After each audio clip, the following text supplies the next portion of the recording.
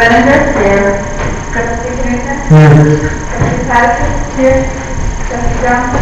Here.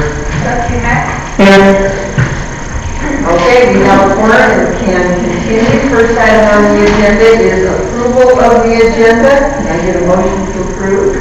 Motion approved. Any second? Any discussion? All right, seeing none, all in favor? Aye. Okay, that is approved. Announcements. I don't have any announcements. Does anybody else? Yes, Dave. That is one of the biggest things in my schedule, and I'm doing a different date for that retreat or not, but I did not look at my schedule very carefully, so. Well, we will discuss that at the mayor's report. Okay. Anyone else? Okay, seeing none, let's move on to recognition of visitors and guests. Anybody want to address the board? Yes, Tom. Please state your name. I'm Tom Backus, I live at 51 Pan American, and I had submitted a petition to the board, or whatever it's called, a month or so ago about the street light at the top of the hill on Pan American, and I would just like an update on that. That will be addressed during the administrator's report. Okay. Thank you, Tom. Anyone else? All right. Staff reports, administrator's report. Fred. Okay, I'll start with the streetlights since that was the ask. As agreed upon with the review and decision-making checklist, the Public Works Director, myself, Chief of Police, and Trustee Knudsen individually went and assessed the lights that, beginning with the lights that were brought to the town's attention that were an issue for the neighborhood.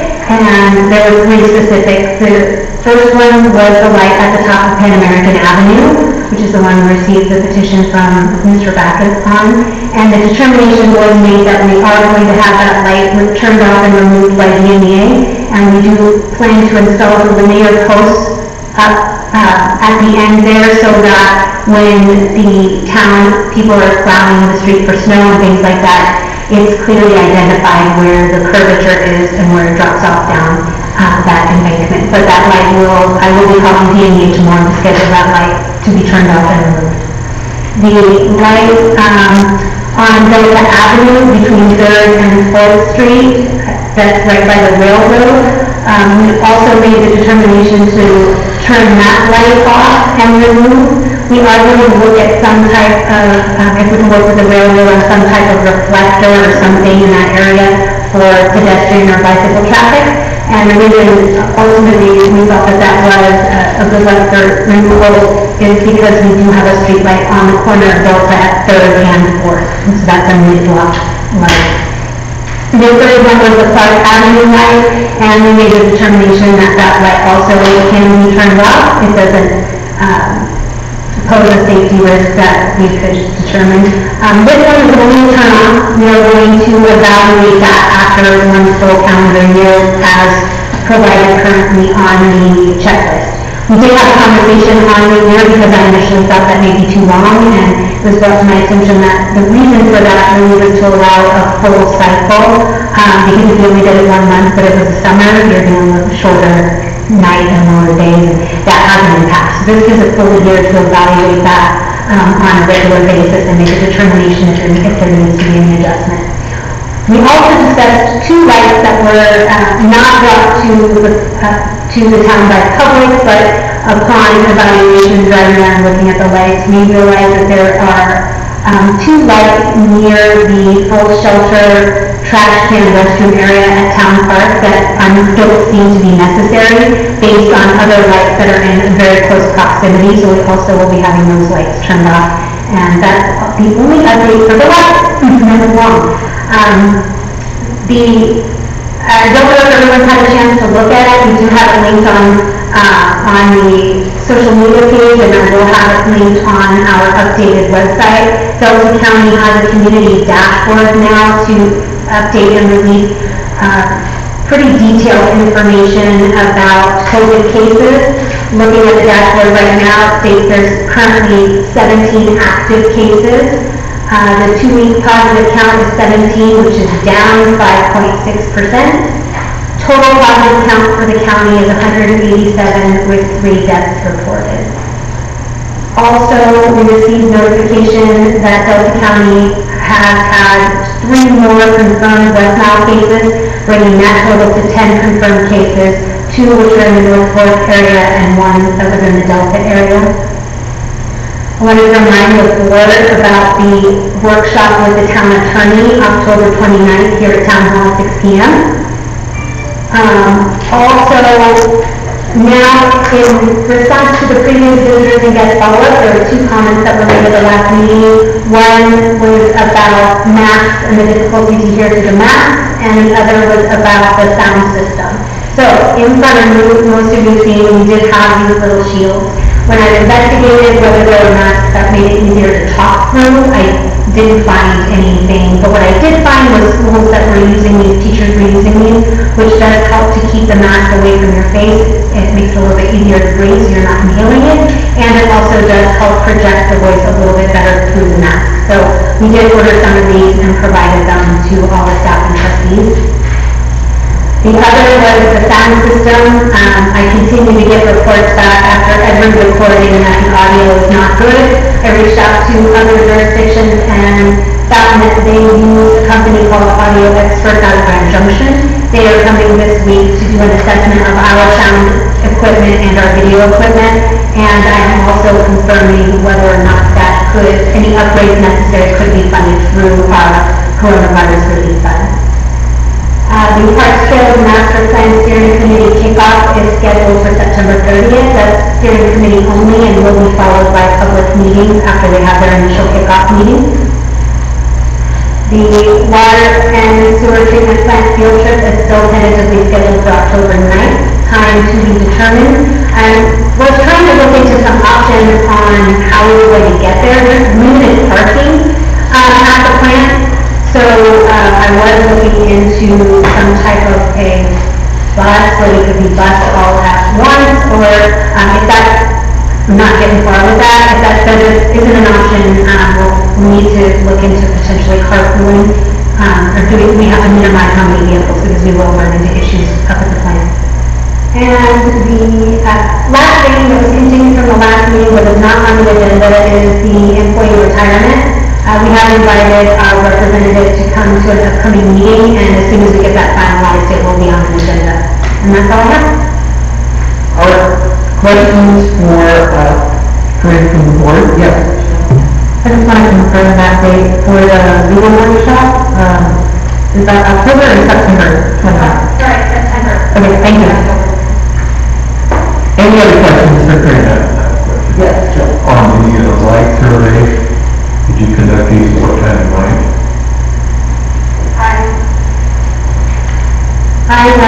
I know Neil and I went at 9:30 and 10:30. And I don't know, Travis, what time you went? It was 11, and then the other one was at 1.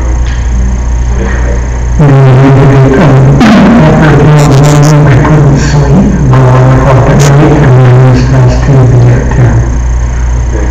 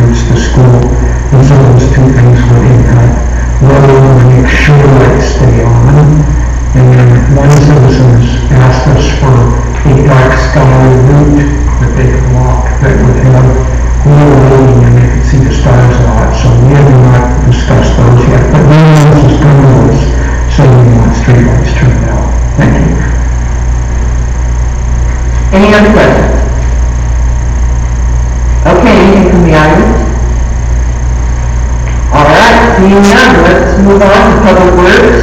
Travis? Thank you. Our Main Street culvert replacement project is complete. Turned out very well, I think, except for a few dog prints in our concrete.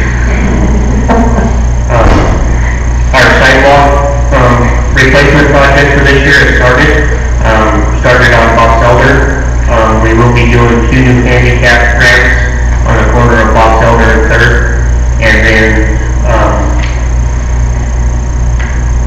going both east and west side of the 300 block of Box Elder, and then also a couple other sections on 3rd and one on 4th.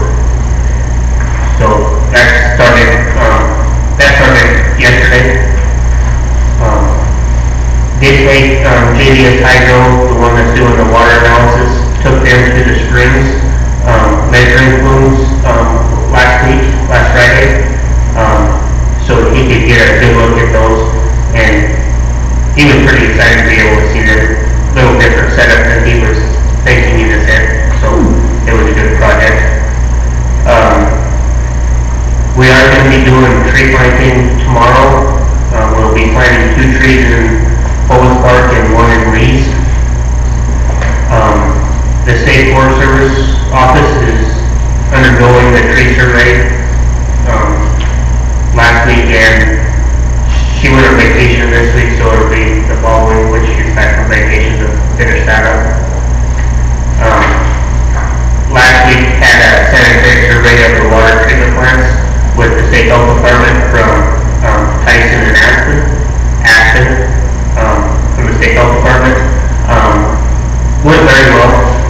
A few minor things happened or were noted, and as soon as they get the write-up for that, I'll make sure everybody gets a copy of that. And then my new hire started last week for the water and wastewater, and it's coming along very well in the training process right now. But that's all I've got, unless anybody has any questions. Okay, questions for Travis? Bill? Tim? I'm just wondering if there is still water left to water the park. There is a little bit of water. There is a little bit of water for Apple Valley Park. The sewer gets shut off from Minnesota across, so they can start their pipe project. So Town Park does not have any irrigation water left. Will the trees continue to be watered? Yes. Yes, we're pumping out a perimeter drain for the trees from my wastewater treatment plant. Bill? I see that some warning signs out there on 3rd Street across from Silver Lake, where we dug up the manholes. What's going on with those? I had ordered some manhole rings. They showed up today, so those warning signs will get the riser rings put in, and those signs will be taken out. Any other questions for Travis from the board? Okay, seeing none, anything from the public? Yes. Hi, I'm Paige Smith at 215 Delta, and I just have a question for Travis. And the State Health Department report that you're expecting to make that public? Yes. And put it on the webpage? So you all see it? I'll look into that. I forgot to mention that our new website is pretty substantially complete. Sorry. I did forget to mention that our new website, our SIPA website, is substantially complete, and so I need to, I'm sure that we will be able to publish it on there, but I'll need to look into how that will appear. That would be great. And actually, I have one other question. I was in another meeting, so I'm just curious about the state forester. Are they doing an inventory of street trees? Yes, ma'am. Okay, just to see which ones are in good shape and... Yes. Okay. Any tree that's in the town right now. Yeah, thank you.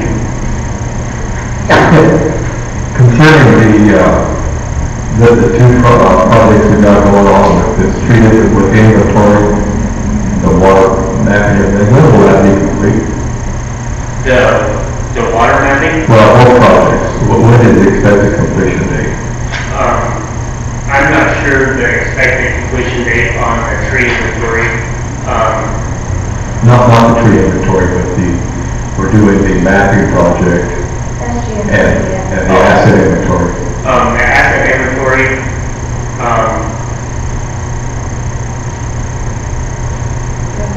I think Brandon,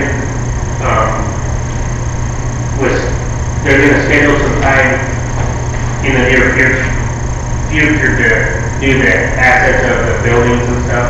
I'm still in the process of doing the redlining on the mapping portion of the project, and the JDS hydro were early January, I think is what he said. Yes. And He's doing, after coming and after completing his tour, he said he was going to do an updated timeline for completion, but he did say it would be the beginning of the year for JDS hydro.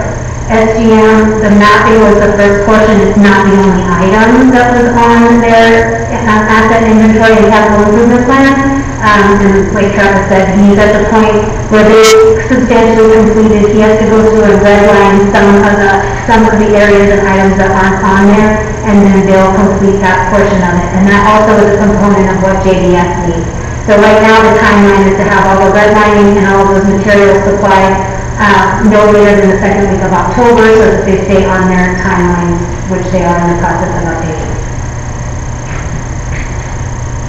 Okay, yes, Dave. There was some restrictions in the sewer sample testing for COVID virus, and I just wondered if that's something, how much that costs, and what that would be, like the other determining sewer samples already, how much would it cost to be able to do that? It would be a good update for our citizens to know where the virus is in our community. I would have to look in to see if Delta, where we take our wastewater samples, if they are testing for that. But I can look into that. Thank you. Anything else? Yes, Michelle. Can you give an update on the tanks, what we're spraying and treating? Right now we're still in just right about 8,000 to 10,000 gallons a day right now. Our tanks are full, and we're producing right about 230,000 gallons a day, just a little over or a little under, depending on the day. Right at the 1 million, we're still at just about 35 gallons a minute. And not treating anything right there yet, because the SCADA system has not been completed yet. Okay, anything else? Alright, seeing none. Yes, hey. I'm sorry to do this, but... Can you stand up? Sorry, Page Smith, 215 Delta. I'm kind of worried about the tree across at Otis Park, the water birch. Looks really, really dry. I went to the concert Saturday night. And I just wondered if you've been getting some water in that park. Yes, that tree's they're getting about 300 gallons a week. Alright, it just doesn't look great. Anyway, good. Okay, last call. Alright, seeing none, let's move on to police, and Neil is not here. Do you have anything, Corinne, that you can share? No? I don't have anything I can share, so we're moving on. We don't have an attorney's report this week either, so let's move on to the next thing, which is disbursements. Mr. Treasurer. Thank you, Madam Mayor. We have reviewed disbursements and payroll for the period, and analysis of budget information continues, and that concludes my report.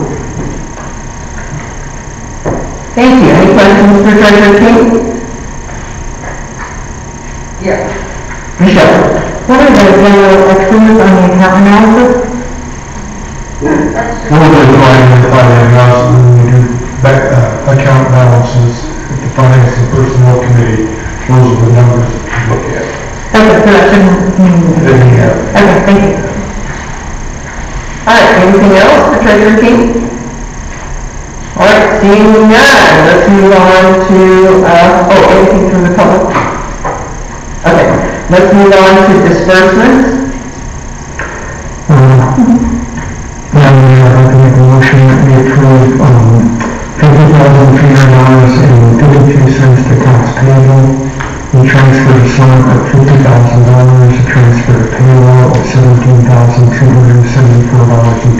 Payment of payroll taxes of $7,725.45. Excuse me, did you say 17,000 or 19,000? 19,274.21, did that come across? Thank you. And the payroll taxes of $7,725.45. Payroll direct deposit of $19,274.21, and I'll ask Karen to do it next time. Okay, can I get a motion to approve disbursements? Oh, you did it. Can we have a second? Any discussion? Yes, sir. Can you detail the roof excavating bill? There's 3 of them on there, or actually, 3 of them, one for 1,000, one for 4,830, and one for 20,200. What were those 3 for?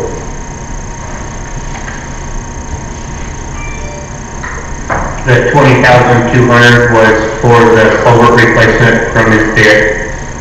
The 1,000 was for hauling pipe up to the spring lines for the spring line replacement. And then the 4,830 was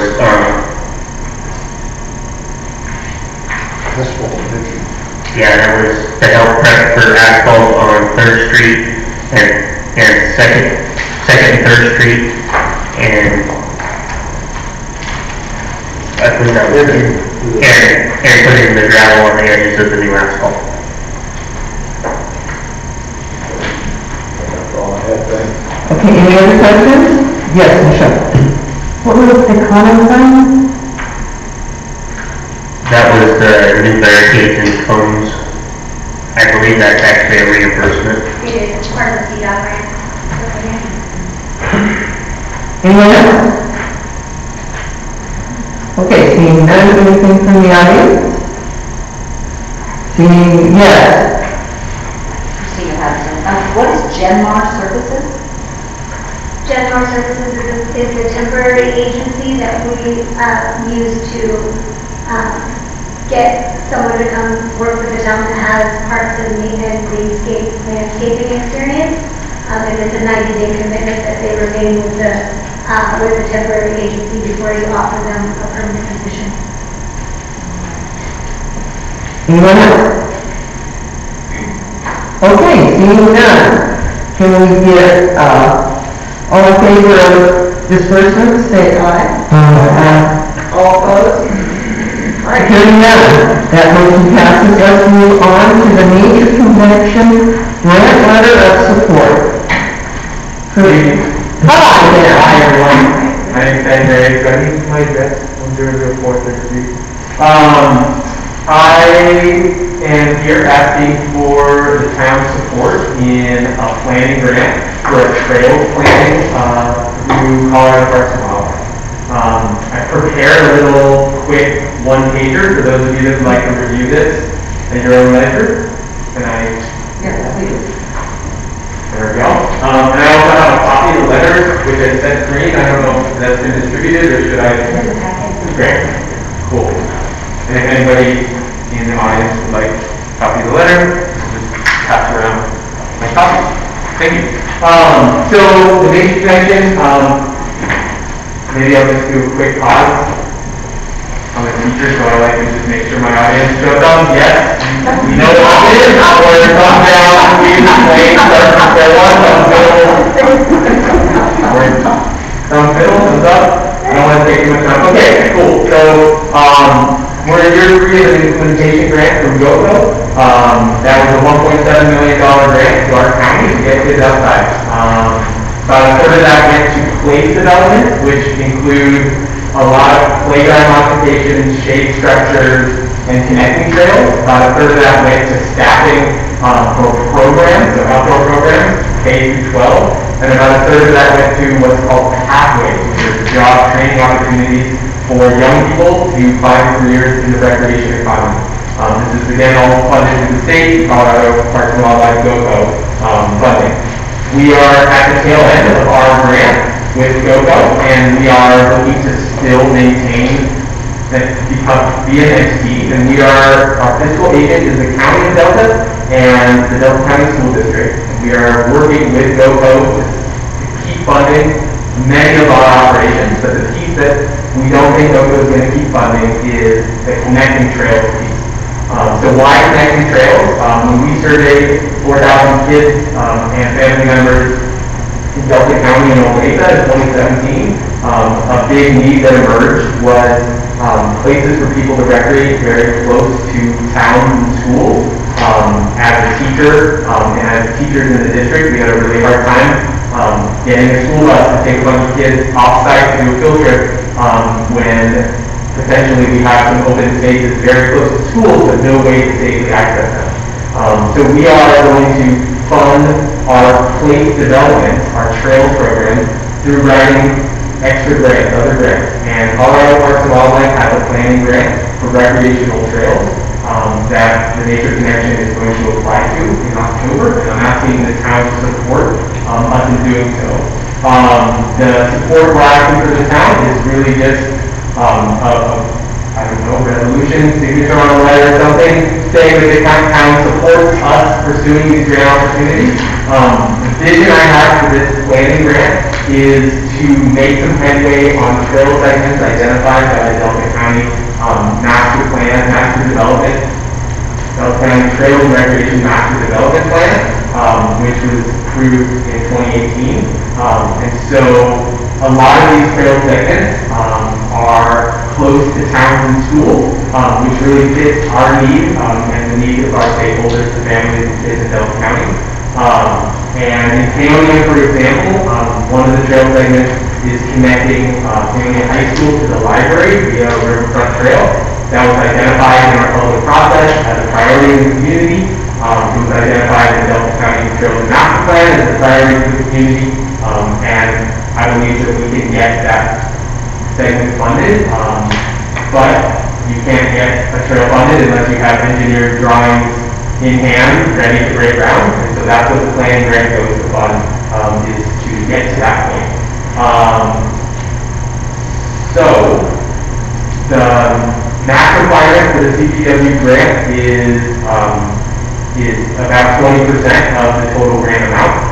My salary as a school district employee is in school district gets reimbursed by Delta County. So Delta County's match is my portion of my salary in working on this planning grant and pursuing these trail projects.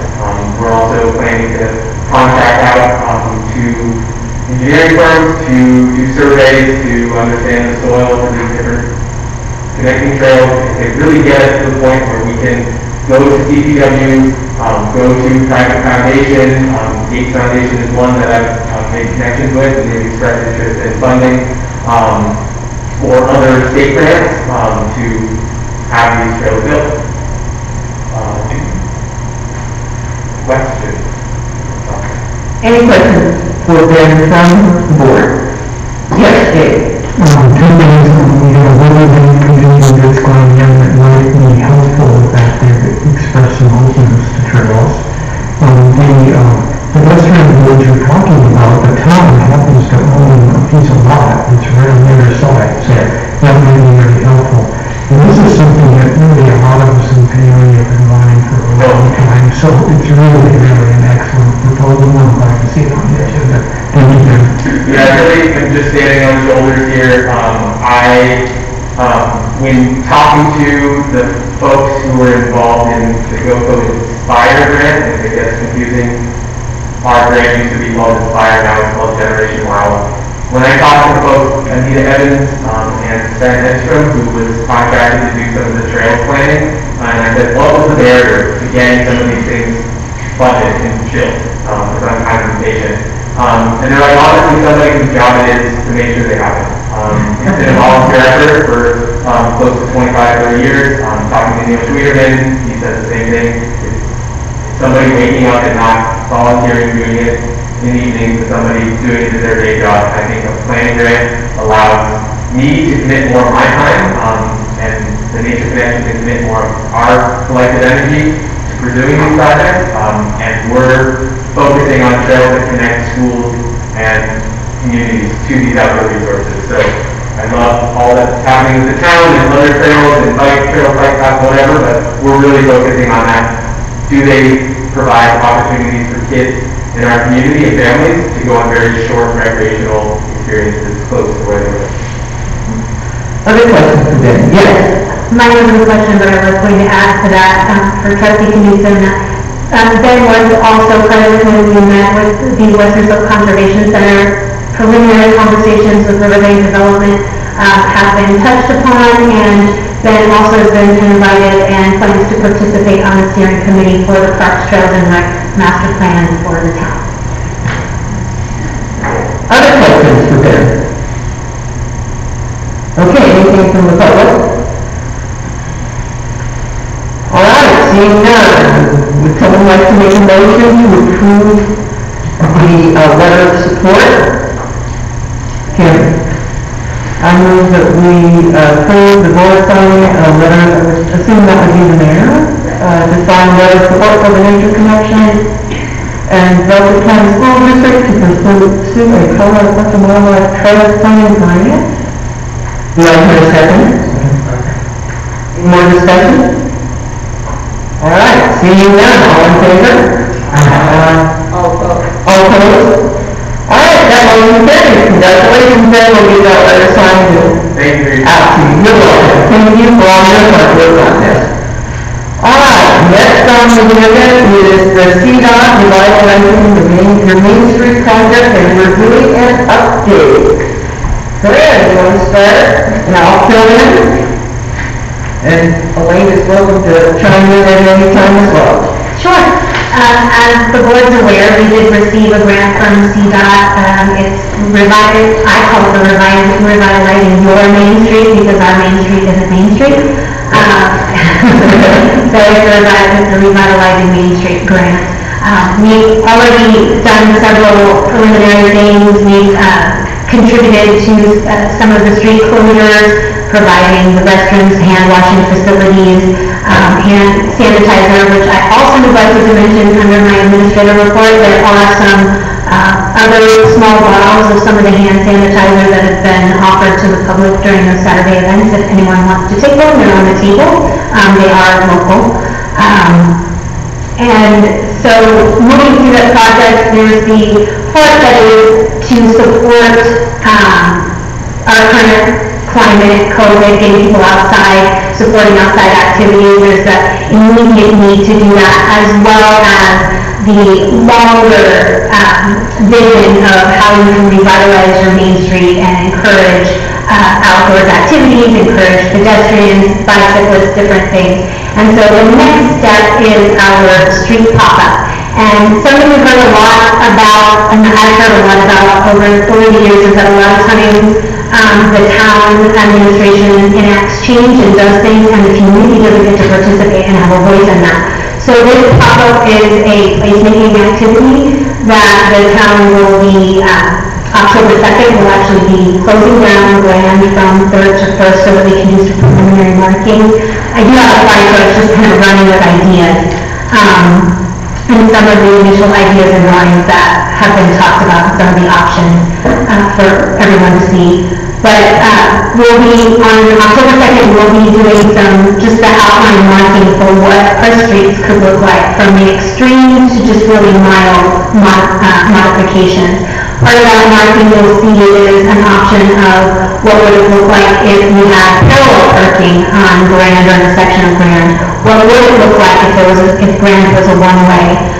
What would it look like to institute a bike lane, reduce actual Grand Avenue parking spaces to have tree plantings or parklets for outdoor extensions and improvements, or for people to sit and recreate. So there's a lot of ideas and a lot of things for people to see. On October 3rd is a community volunteer. People can come out and they'd like to volunteer and participate in the actual painting of these markings. They are done with temporary paint. It will only be a couple of weeks. Weather will take it away, or our water truck will. And there'll also be opportunity for people to on-site complete a survey, and after the fact we will have a survey available in some format which we haven't identified yet, so that some quick questions so people can really get feedback on the things that they like, things they didn't like, ideas that maybe it sparked. So what we have on the wall, on the projector, that's actually a diagram that was provided by Ty Gillespie, who brought an idea of a modification he ran several years ago. It's also a picture that's attached to the wall. His is really looking at how you could remove over 2 parking spaces and install a parklet or a tree planting to beautify your streets. That's street painting instead of just having clean streets, crosswalks, different things like that. And then as it moves forward, do you want to click on me?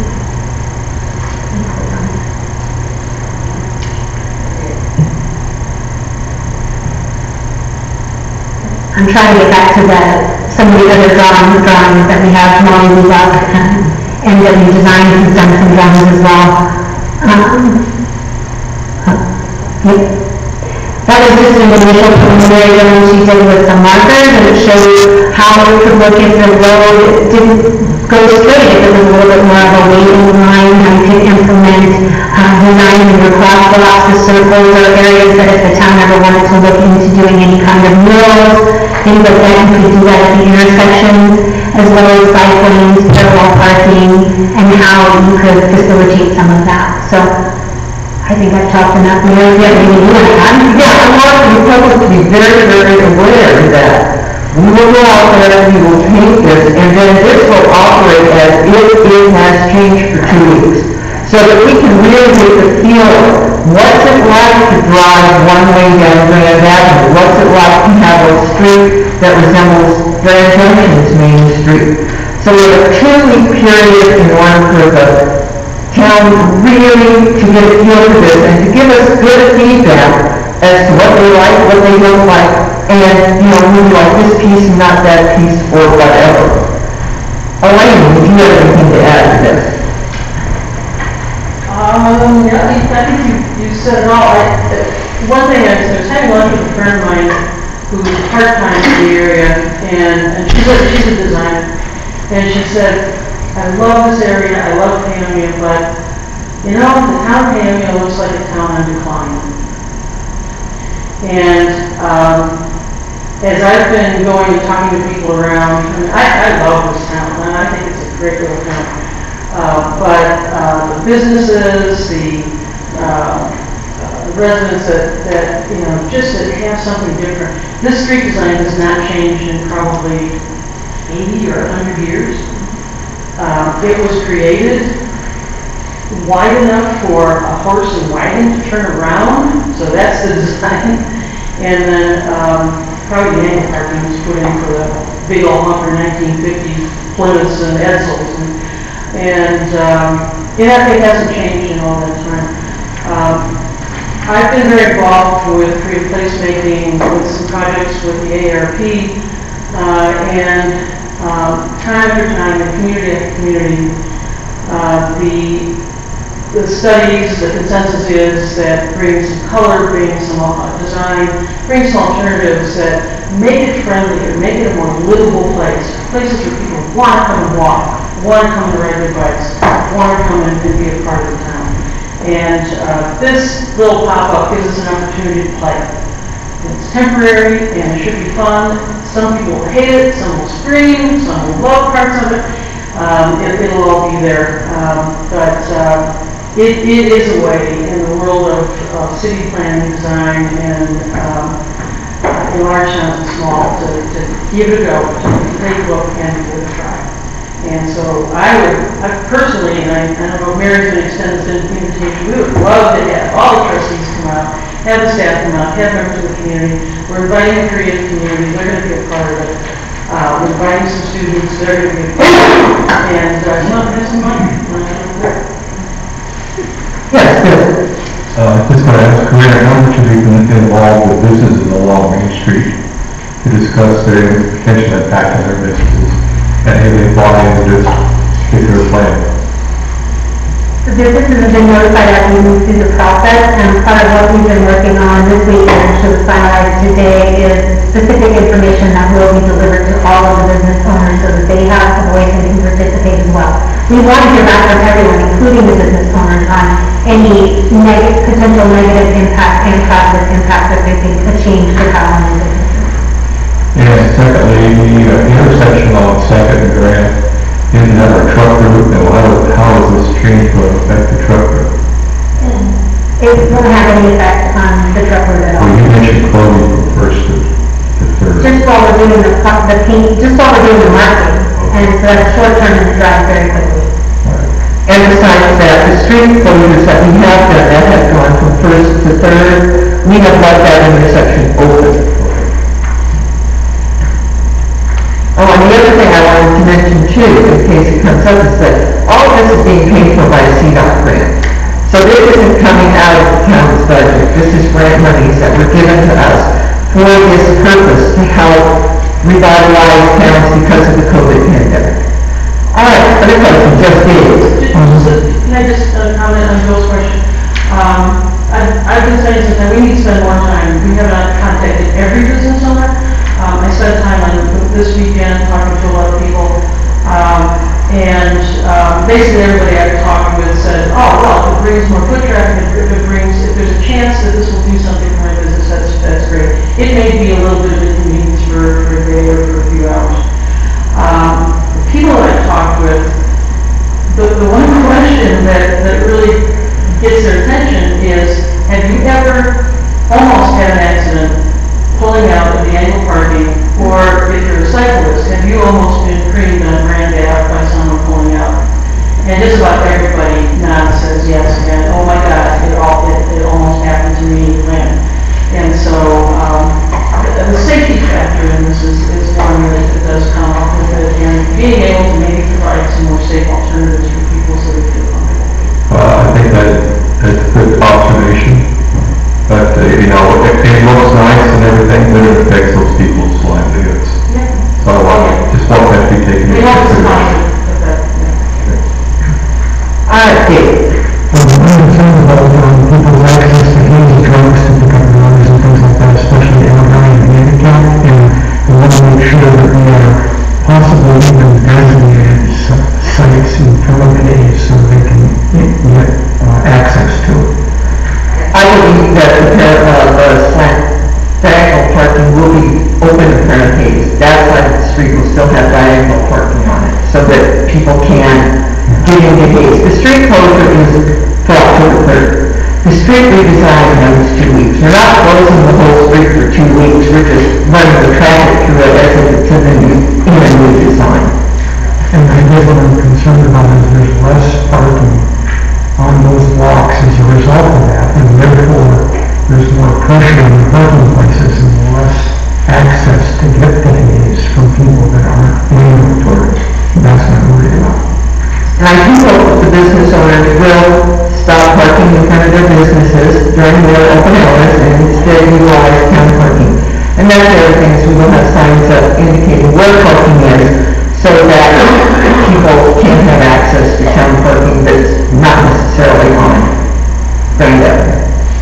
Anything else on the board? Yes? I would just add also that with the temporary nothing, accessible parking and handicap parking has been included in that short-term street design. Anything else from the board? Okay, anything from the public? Yes, Tom? Thomas Markle, 302 2nd Street. First of all, I wanted to, it's probably a really good way to try a new design. I really appreciate like the temporary change of process. It seems like a really, really smart way to do it. I do have concerns about the reasoning behind it. I think it's great if it's for the citizens of Paonia, if it's to make it more appealing to people who don't live here, in order to make them want to move here, then I disagree with the premise of it.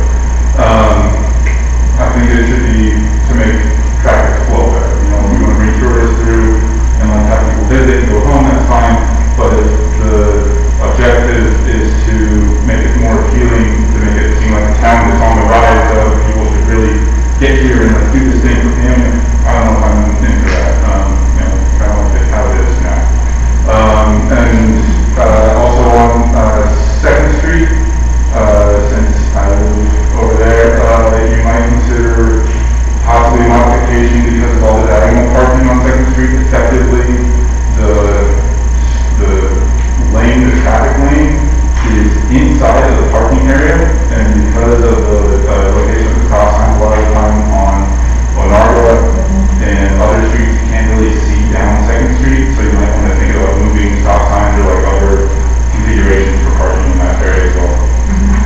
believe that we are considering making the parking on Second Street by Narga into parallel instead of diagonal because of the issues of being able to get across that street. I mean, it's like the width of the street merits diagonal parking, it's just the place that you stop.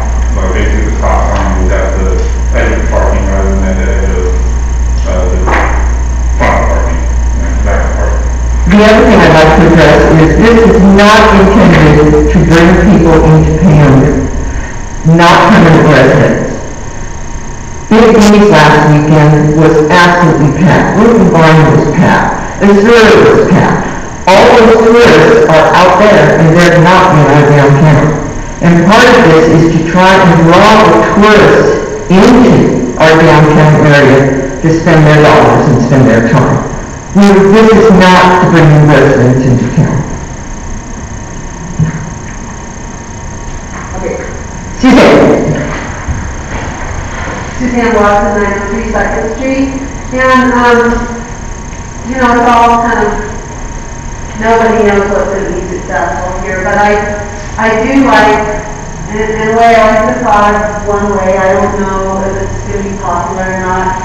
I like when you go to Grand Junction. I mean, it can be a little confusing in Grand Junction to me as someone who doesn't normally, he's not really familiar with it, but just, it's kind of, it's attractive. But, you know, again, it could be a little bit confusing, especially in the beginning where you actually end up and how you return to get back if you drove by something and you need to loop back around. I personally, just for some reason, I tend not to drive to the north on Grand. I like to go straight, and then if I did come on Grand, I come down this way. So, to me, it would be a problem, but I'm a little concerned, I mean, if you ever do think about doing this more long-term, to make it very conventional looking, like what we're familiar with when we go to Montrose, Grand Junction, you know, those kind of classic street designs, because I'm concerned if it gets too fancy or cluttered or full of gimcracky or colorful, it could be extremely distracting and maybe a little bit dangerous because people might not be looking at pedestrians and what's around them. And you know, they might be looking at the amusement park thing happening, you know, and it could potentially be dangerous. But I'm not opposed to the idea of doing something that feels like the downtown, maybe put more trees down there. But I will suggest that maybe during this 2 weeks that you're doing work down there, you might waive all traffic tickets and just make them warnings, because I'm sure there are going to be people who are very confused, and there might be a few little accidents. Hopefully not, but let's not penalize people for maybe some confusion that's coming out of this experiment. Thank you. Thank you, Suzanne. Anyone else? Okay, so keep your eyes open. October 2nd. We start cleaning October 3rd. It's the street closure for that afternoon. And then 2 weeks after that, we're planning for the street. All right, let's move on to the next agenda item, which is the Let's Talk Series Building Department follow-up discussion. Nick and Michelle, would you like to take this on? Sure, so we have the building inspection session in May, and with there, we got a lot of really great feedback. What we try to do is distill that down to some suggestions for the board's consideration. We're not asking the board to adopt every single one of these, but to get some feedback from the board and the public on top priorities, which of these might be feasible. And then we can do the board with that, and you'll see where there are some suggestions noted to be not included because they may be subject to negotiation. So I think there's probably an executive session discussion related to this as well when we talk about contract specifics. Anything you'd like to add to that note? No, I think Michelle did a wonderful job explaining that. Okay, well, I'm going to open this up for questions from the board. Yes, Tammy. I don't know if I have so much of a question, it's just this list really shows how important it is to have a good system, good fees, clear policy in place. If you want to see what can happen when the building department isn't on top of things, was no further than a half a block north of the Paonia liquor. There is an unfinished house that is massive, that is too tall, it shouldn't be there. This is a big can of worms that we just got to bring under control and get this department. I mean, there are problems before Colorado Code, there's been problems since Colorado Code. We really need to figure this out. And how that's done in the process, I don't know, but this is certainly a great start. This is a long list of things that really need to be addressed. I mean, everything I read in here, it's like, yeah. I mean, good job on summarizing this. So, it's serious stuff. Other comments? Oh, yes, Dave? Building inspectors a lot when we built our own house, and we remodeled the house in Salt Lake. And I remember a comment made about the necessity of partnership between a building inspector and whoever's building. And that's what I felt that we got when we were building our house and we were remodeling. We meet with the building inspector and they would say, this is what we're looking for next, and I could ask questions. We could also do video or pictures of Salt Lake. We say, here's the hole for the footing, here's the tape measuring it, and some of the pictures, we didn't have to wait for the inspector to show up. So there's a lot of efficiencies that can be done with this. As I work in the public sector, we have building inspectors in our employ, and if you don't get complaints about your building inspector, something is wrong. But you also need to look at who is complaining. Are these the people that are trying to circle with, or are these the people that really have legitimate complaints? So I think that maybe that is Tammy said that we have to sort through. Anyone else? Yes, Michelle. It is a lot. Just to distill this down even further, both of the concerns are that what we have now is too complicated and too expensive. And obviously that's oversimplifying quite a bit, but that might at least give us a place to start with what we're doing from the public and their experience with our building inspection process as it exists now. So I have a question, Michelle. So when people say it's too complicated, is it the code is too complicated? Is the process too complicated? What part is the issue here? So most of the feedback we got wasn't about the code itself, other than people having concerns that it's a little overbearing for our community.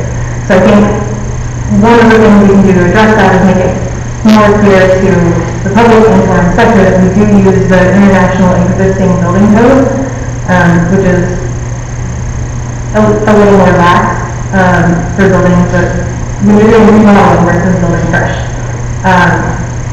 Other than that, it was mostly about our process specifically. People not finding it easy to navigate what RFPs are, when RFPs apply, when that changes during the process, which building code we've been using. We got feedback that people are being told to use different versions of the code, that it's not being applied consistently. So that it seems to me that looking at this, that maybe, I mean, in our legislative process, we really need to look at whether we're going to continue with our current inspector company or if we're going to look for alternatives. So that's part of this process, but as far as some of this sounds like information stuff, that if there was on our new website a way to make sure that some of these questions are more clearly defined so that people can go and see a step-by-step process, that it will be a little less confusing, hopefully. We need to look at fee structure But at the same time, we do have to pay for a building inspector, and that comes out of building inspection fees. So at some point, we have to make sure that we're getting enough for our money and that people aren't being overcharged, but still, they're paying the way of the building inspector. So, you know, if you were to, I don't know, I think next steps is that, I don't know, suggestions for next steps. Yeah, I think what the last thing we would like to see from the board is, some guidance. I think you can bring to the board an example of a simplified fee structure, just as an example, if that's something the board is interested in seeing. Or we can bring in a plan for a rebate program. That's another one of the options that we might be able to use to reduce costs. And then my hope is that we can have an executive session where we discuss the contract and our options related to that. And I'm not sure that falls within our ability to hold an executive session. I don't know that legally we can do that, Corinne? You're discussing the negotiation of a contract, yes. Okay. Okay, then we will probably have an executive session on that. But yeah, would the board like to offer some direction to Jax to perhaps do a change fee schedule? Yes. First of all, I think some principles of what we are operating. For instance, Trustee Barrow mentioned earlier that the building inspection service should be paying for itself. I don't necessarily agree with that viewpoint. And the reason is that I see building inspection as public health and safety. So maybe that's something that we pay for because we got to ensure health and safety for the neighbors, for people that are being built. The other thing I think is really important is that we take away the unpredictability. The people that build across the street were blown away by their plan review fees and other fees that happen as they were building, and it's really unpredictable, and that's what stops people from building in Paonia. So guidance from the board on our principles and how we do it, and what that fee schedule might be, and then it's a policy decision to say, we're not going to have permits paid for building inspector, we are going to invest in that, a portion of that. I'm not saying, we pay for the whole thing, but 100% from permits, I think is possibly unattainable. Okay. Does somebody want to make a motion to that effect for Jax? Let's see if I can put this together. I'd like to make a motion that Jax provide us with operating principles for the building inspection service that we provide to our citizens, and a simplified fee structure that's predictable for people that are building. Okay. Can I get a second on that? All right, Do you have any discussion from the public? Yes. Hi, Jerry. I had a couple of things to say that I was concerned about for years, and I wasn't being heard. And I'm so glad the mayor is the first person that actually came to my business and showed a professional interest in the town businesses. The street idea you guys have is great for businesses. If I knew what I know now, back then I wouldn't have bought a business in Paonia, knowing the unpredictability. There was no partnership with the inspectors at all. If anything, there was an antagonist type of attitude that I encountered, as well as a misogynistic point of view on everything. I didn't know anything. I was an idiot. I needed to be watched like a hawk because I was dangerous according to neighbors and other people. There was a lot of discussion behind my back that happened, which should not have happened. And there was a lot of confusion, like you just mentioned, with the fees and what the inspector's responsibility is and isn't, and what my responsibility is and isn't, and what my architectural engineer's responsibility was. And, the inspector was very much saying, if you get an engineer, we go by what the engineer says. He's a professional, he's gone to school for it. And yet, my engineer was questioned on everything and turned down on his design. And the inspector knew more than my engineer. Like he said in the beginning, that the engineer would not be questioned because he knew what he was doing. Also, the town is supposed to offer a board of appeals. In 3 years that I have gone through bloody hell trying to get that building done, not once was a board of appeals ever organized. That's negligence, and it's borderline, I'm not even going to say it, but I want to be on board of appeals, and I think I'm very capable, and I'd like to volunteer, but we need to get a board of appeals. That's what your bylaws say, and I was never offered that, ever. In fact, I was told to not bring my issues to this committee because it was not the right venue. I was told that they didn't want to hear about my problems. So I'm really happy. We have, I think, a good board this year. We have a great mayor. I'm glad that Corinne's on board. She's been hearing a couple of the items that I was concerned about. And I think we just got to make it affordable. I don't believe that, you know, it should pay for the inspectors $120 an hour plus if he doesn't feel or she doesn't feel that I asked them up there and I wasn't ready for them, that they should charge me another $50. It needs to be a service. That's what the inspector's supposed to be like. What can I help you with, Gia? What do you need help with? You know, I was also told that you, as a town, only needed an engineer or an architect. And then when it fit the power or the ego of the inspector, they needed an architect as well as an engineer. No one cared about the money I had to put out. No one cared about the months I was losing because the inspector didn't agree with certain things or didn't give me fair treatment. 7 months is what I figure that I was held up over what? Over what? Everything in the code book can be looked at 3 different ways.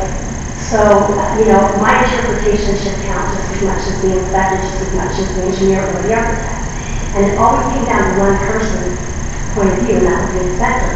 No person should have that much power over my business, my building, or my money, which I'm depleted of now because of all the hang-ups and all the different, are we going with 2003 code, are we going with 2006 code, are we going with 2018 code? Is there an exception list like Corinne and I were talking about? There has to be a clear exception list. We are not Denver, we are not San Francisco or Paonia. We do not have the funds that these people have. And all of us that are moving here that want to have businesses, we're not millionaires, believe me. And that's why you get a lot of people that are successful outside the town of Paonia because they don't have the restrictions and the regulations that we are making it so damn difficult for business owners to do business here, including signage, including, there's many things that I have to use with. I don't want to come and be the negative naysayer because like I said, I'm excited to see good people here.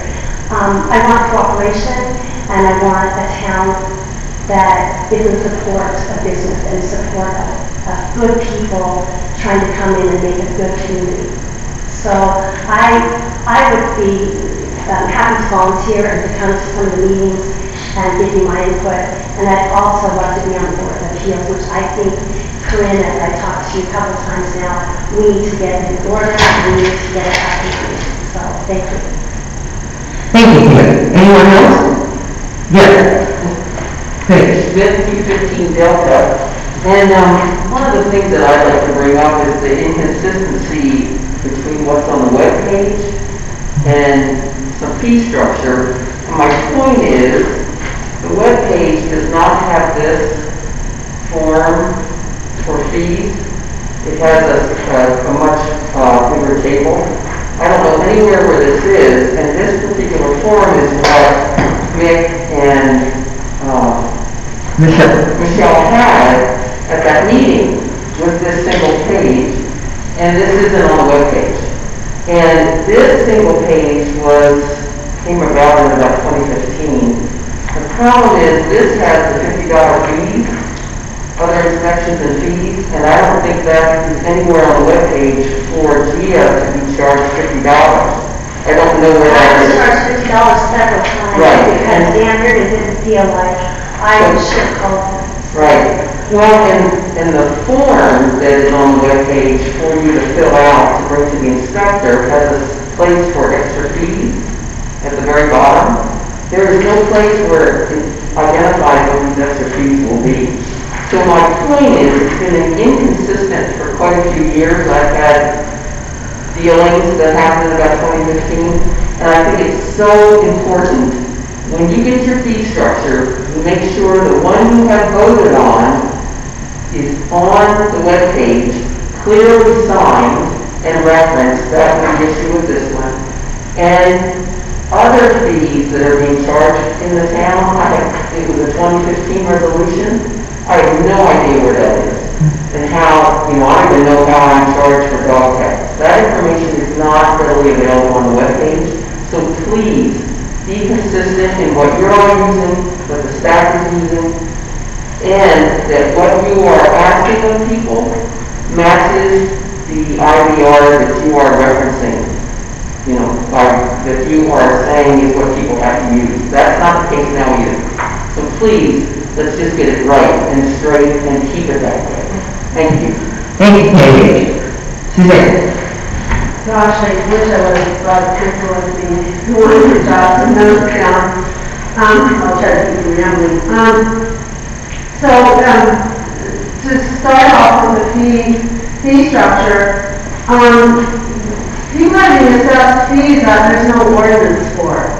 And fees have to be established through a law, through an ordinance, so they can be enforced. They aren't just set by resolution. There has to be an ordinance enabling the fee. And an example was David Houston just mentioned the plan review fees. If you go to our code and look at plan review fees, it's for subdivision plans. It's not for people's building plans. And I don't think you can just create fees out of the blue. And I don't think people realize that the ordinance that supposedly means plan review fee doesn't actually apply to the plan review that's in charge right now. But I think part of the confusion is this is a private contractor that's been hired. And he has this firm that he works for out of Denver, and if he can pass work their way for doing plan reviews, it's money for them. It's privatizing government, which is a bad idea, because you can see how expensive it makes it for the charges are passed on to the people and to the town to some extent. So my question is now, are we being told that because the town contracted this private business, we are required to pay all their fees, whether or not we have a rule? We're not saying that we do. And that makes me feel really uncomfortable, because don't you think people should have a choice to shop around a little bit and find whatever is the most reasonable and economical for them? So that's why I think we really need to look at this privatized business that's being retained to do our building inspection. Cedar Edge, Orchard City, Hotchkiss now, and Delta all use the same guy. It would be really interesting to see the satisfaction level of the surrounding communities that use a professional building inspector that lives locally over there in Cedar Edge and compare that. Oh gosh. So I do want to say, I was kind of thinking about it. And as a board, every now and then, the employees might come to you and say, our health insurance is getting a little too high, and we came up with another plan that we'd like you to adopt instead, maybe change, because it's a little bit more reasonable for us, and the deductible is a little bit better, and the town doesn't have to pay as much. Well, just as you look at things that are brought to you by the staff, take that same concept and say, wow, this is really burdening the public. And we have an obligation to find what is the most reasonable plan here for people to be able to follow. Because, I think in a lot of ways, there's a lot of private ownership here. And when, there's this assumption that we're all trying to break the law, we're all trying to cut corners, we're all trying to make our houses really dangerous just so we can cut corners. That's kind of offensive. It's very nice. I think people really are invested in what they're doing, and they really want to make what they have good. A lot of people who have bought houses in this town, these crummy little old houses that need fixing up, the reason they bought it is because they couldn't afford anything better. They couldn't afford to live out on the mesa. They couldn't afford the new homes. And, there's a lot of fixing up that these homes could they need, but you want buy-in. You want the community to feel proud of what they're doing and how much they can actually do. And sure, it might not be perfect. It might not be 2018 code, but it's going to be a heck of a lot better. And if you can find a building inspector that wants to, kind of have that type of enthusiasm maybe and encouragement that we can pass on to the people who are getting permits, I think it would be really good. So. Thank you.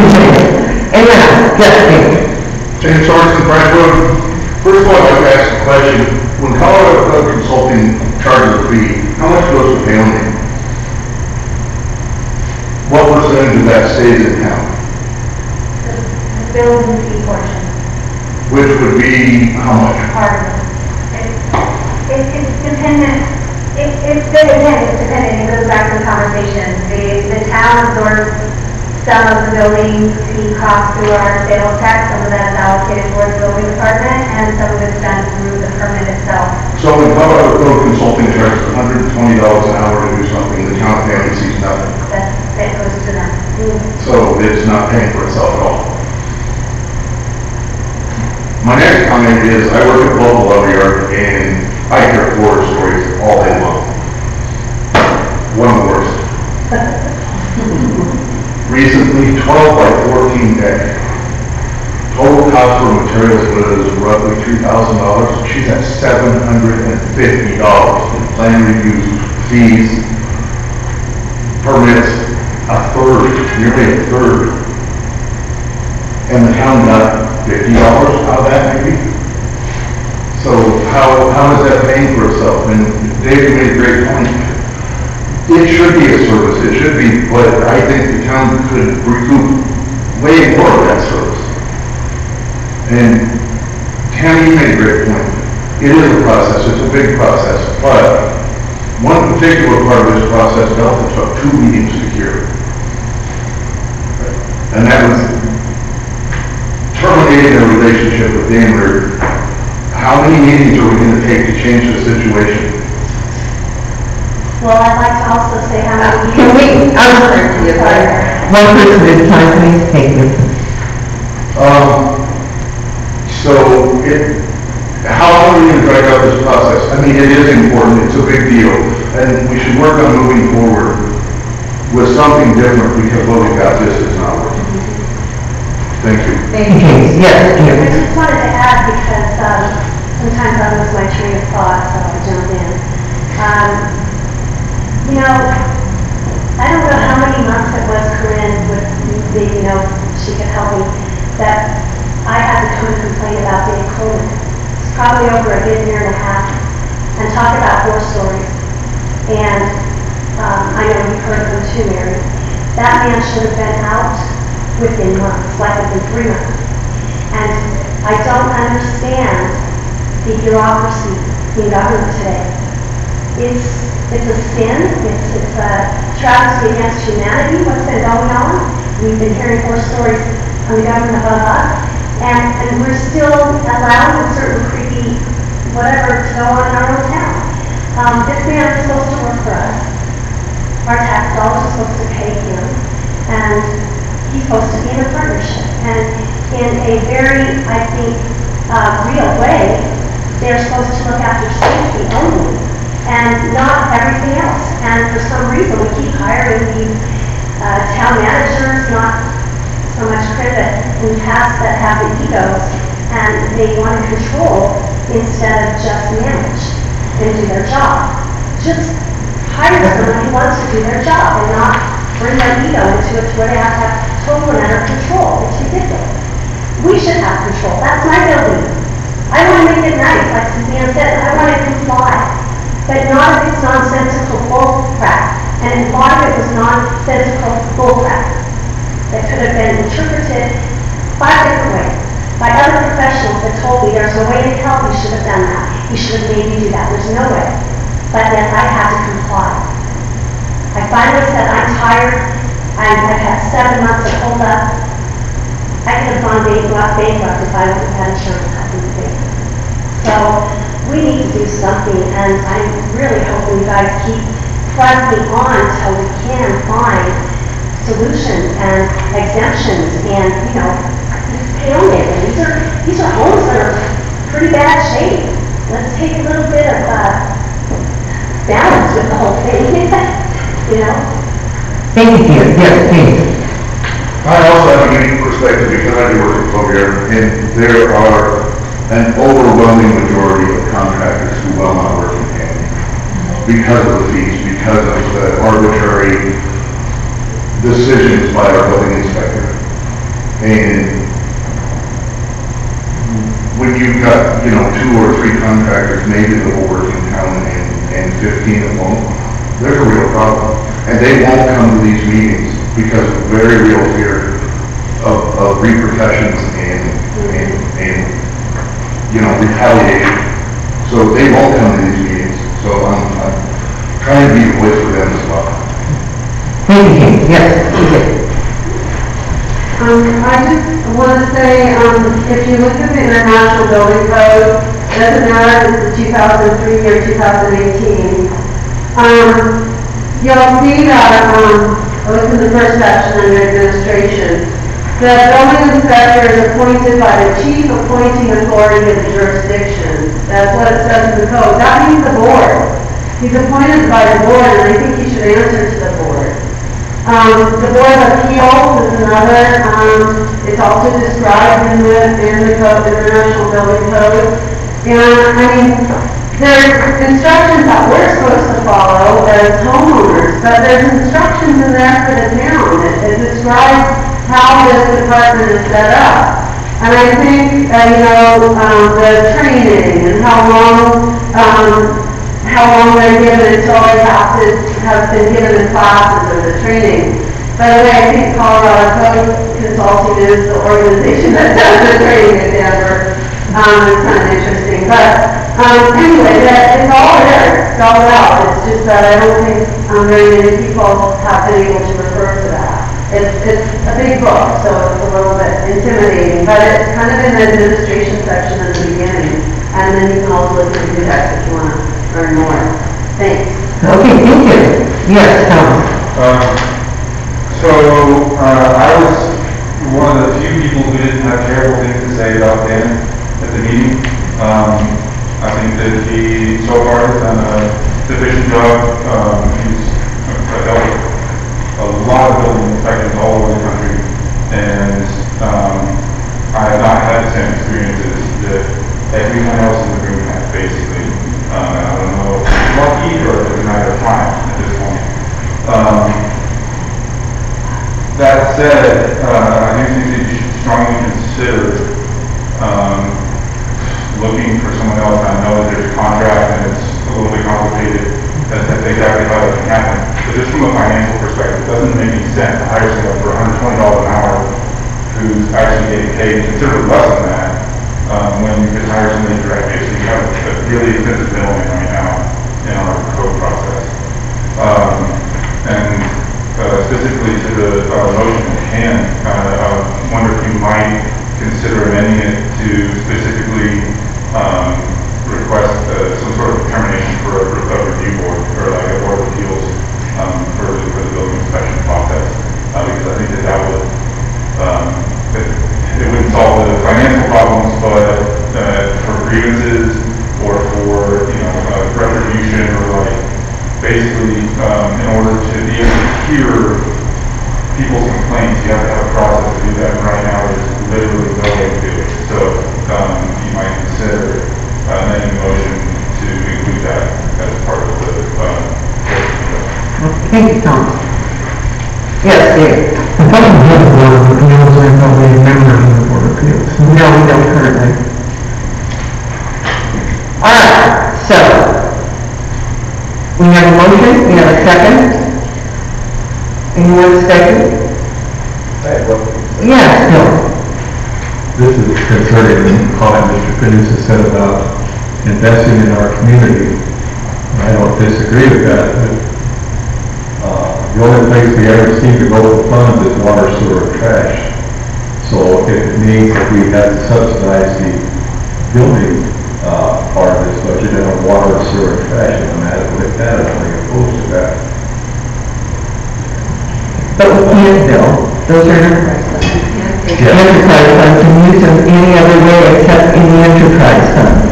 Well, it seems like whenever we need money, that's where we go and get it. We shift funds around in the budget, and then all of a sudden, water, sewer, and trash are depleted. So, if we're in a conundrum here, what do we do about the building department? But by reaching into the budget somewhere and finding funds, by shifting them around and taking them out of the enterprise funds to subsidize this, I think is wrong. Yes, Dick. I agree with Steve, there's philosophy there as far as not allowing the enterprise funds for this service. So rest assured, that's not what I'm implying. All right, we have a motion and a second. Last call.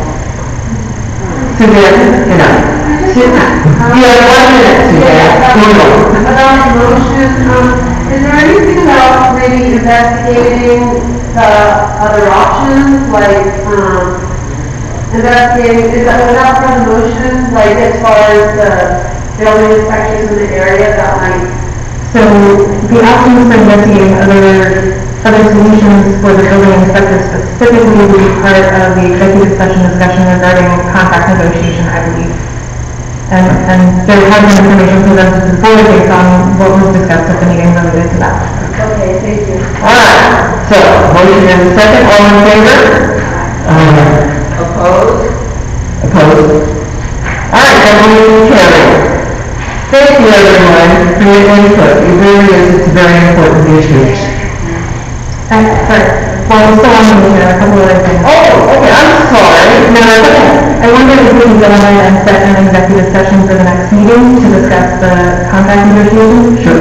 And then, I don't know if it requires a motion, but I would also support going ahead and saying we're going to initiate a board of appeals. I think that's an administrative function. Yeah, we're working on that, Mary, and I was talking about it today. Right, and part of it will be putting out letters to see if you can get people of interest. Okay, thanks. Okay. All right, so now moving on to Circuit 2021 workers' compensation. Greg, Cindy, please start. So it's annual, every year, we have to, of course, renew our CERCA, which is our governmental risk sharing agency, that is Colorado Intergovernmental Risk Sharing Agency. Insurance premiums, this is our property casualty and our workers' compensation renewals.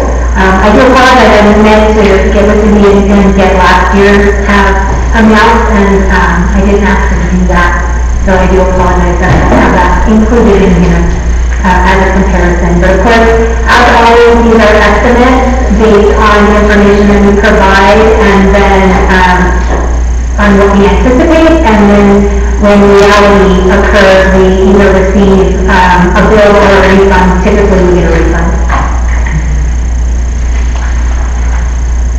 Okay, any questions for Glenn? Yeah.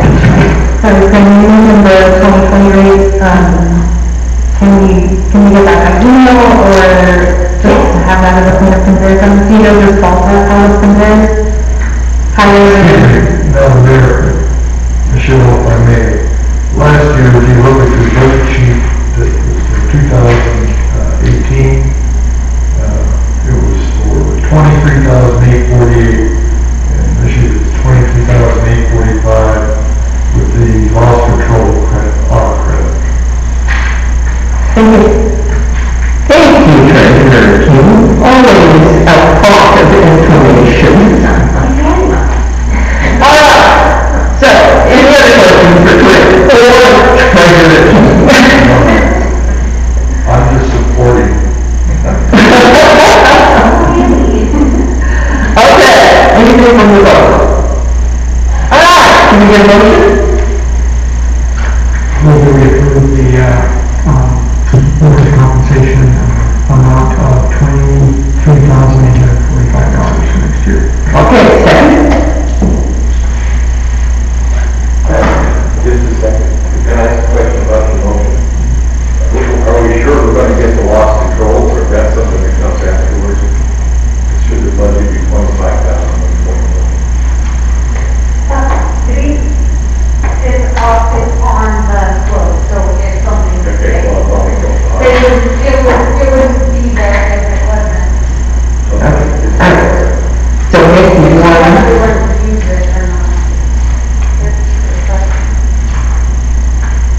Nick, do you want to second?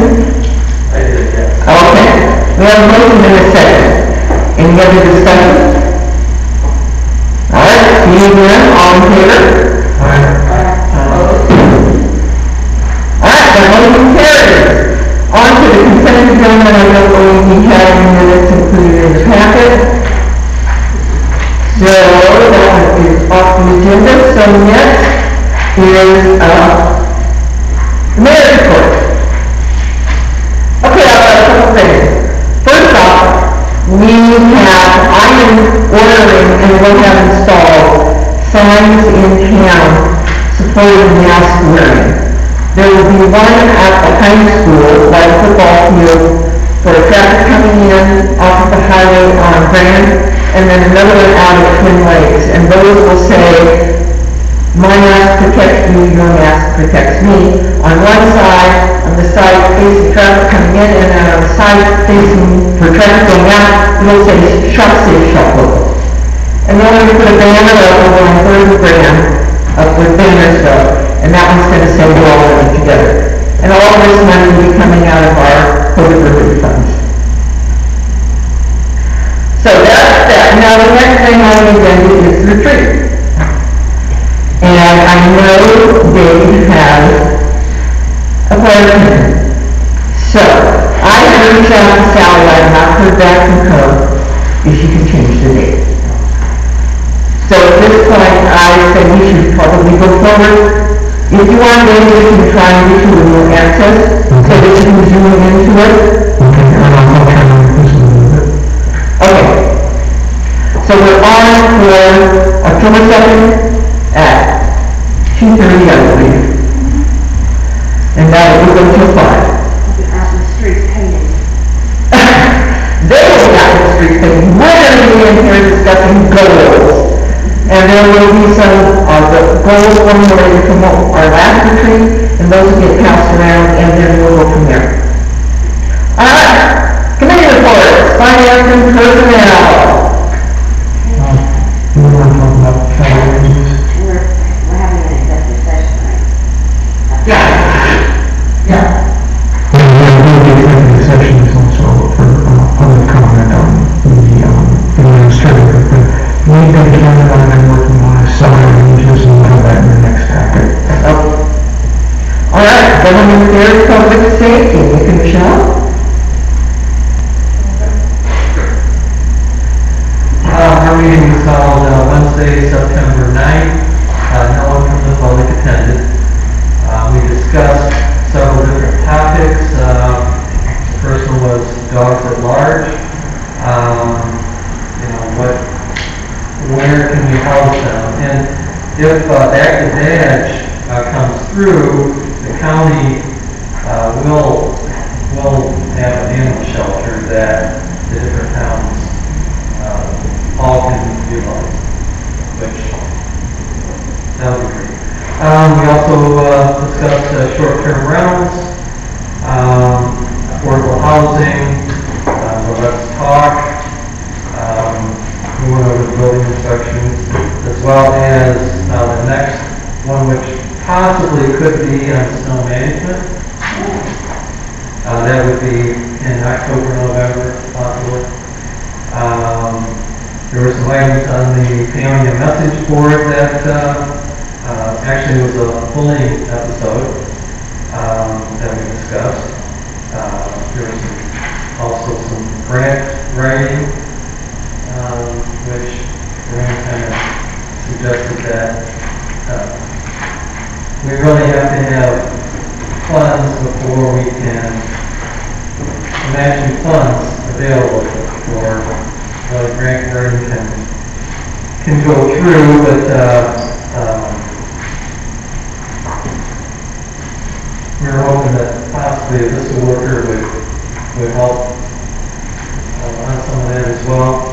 And actually then we were talking about making sure that the IBC code book was available in the office, which it is.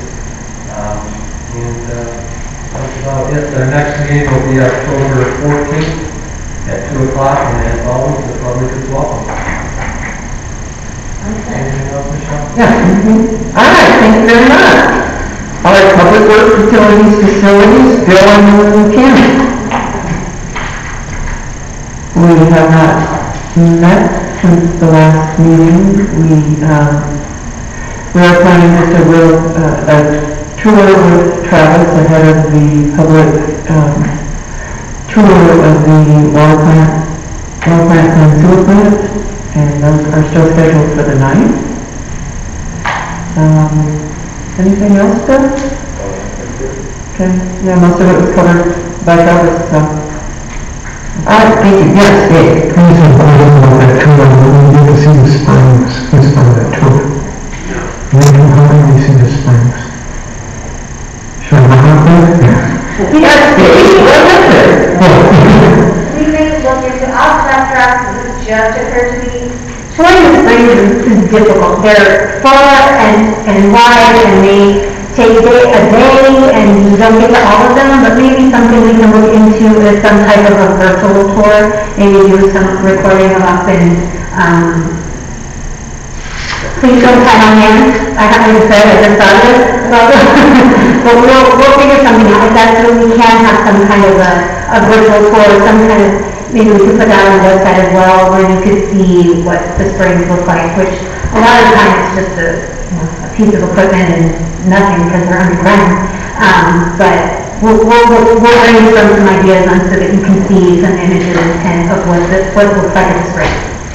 Maybe we can get someone to lend us a drone and fly around, or we could pretend we're looking for marijuana plants.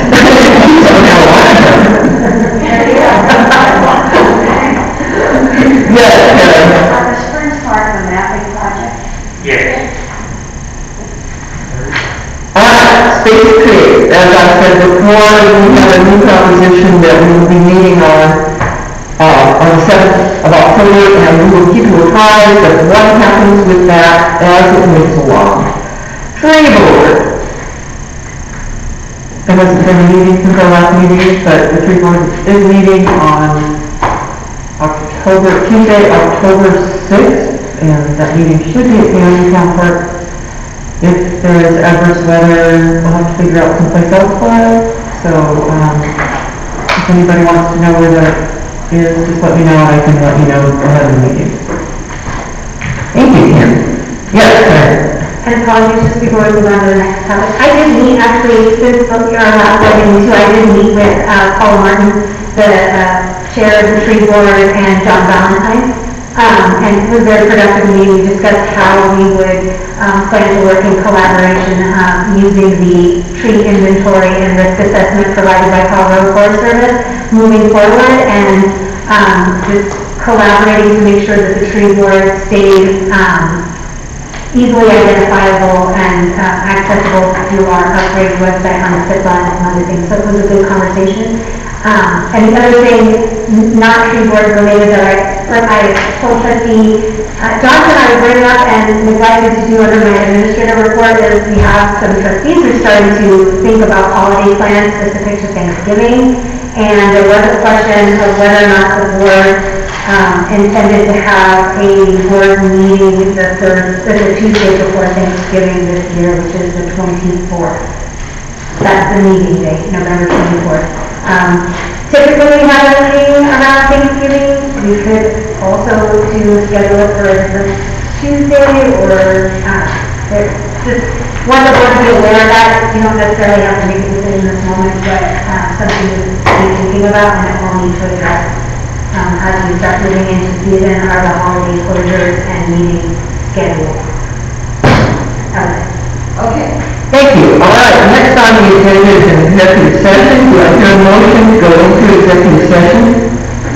Mayor, I move that we go into executive session for the discussion of a personnel matter under CRS section 24-6-4024F and not involving any specific employees who have requested discussion of the matter in open session, any member of this body or any elected official, the appointment of any person to fill an office in this body, or of an elected official or personnel policies that do not require the discussion of matters personal to particular employees, specific to the town administrator Ferguson's 3-month evaluation. Do I hear a second? Second. We have a motion and a second. All in favor? Aye. Opposed? All right, we are in executive session. Trustee Bellinger, Trustee Matt, Trustee Newsom, Trustee Patterson, Trustee Johnson, Trustee Bear, Mayor Mary Bethlen, and County Clerk Corinne Ferguson. For the record, any person who participated in the executive session believes that any substantial discussion of any matters not included in the motion to go into executive session occurred during the executive session, or that improper action occurred during the executive session in violation of the open meetings law. I would ask that you state your concerns for the record. All right, hearing none, the next agenda item is... Did nothing. I'm going to report. Any inquiries, and then we'll come back with some controls for herself. Okay. Move to adjourn. Second? All in favor? We are